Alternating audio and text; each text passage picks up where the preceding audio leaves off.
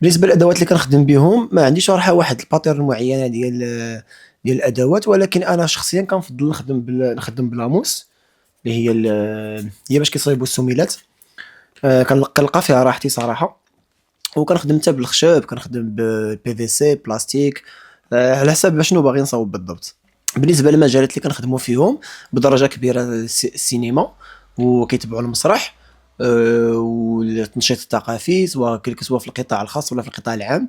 بحال القطاع العام بحال مثلًا المهرجانات ديال المهرجانات اللي كيداروا موسمية، القطاع الخاص بحال الفنادق وبحال المؤسسات اللي كيكون فيهم واحد الطابع فني. بالنسبة للطموح ديالي والطموح ديال الفرقة ديالي كاملة، هو أننا ما كرهناش هاد لو تيم فونتاستيك هيستوريك اللي كنخدموا عليه في لي زوفر ديالنا، يوصل للعالمية ويمثل المغرب في المهرجانات العالمية، ويديفلوبي حتى القطاع الفني في المغرب، كلكو سوا السينما ولا المسرح ولا القطاعات كاملين، باش يكونوا واحد الإبداع في واحد كما تنقولوا نطلقوا العنان لا كرياسيون في المجال الفني في المغرب.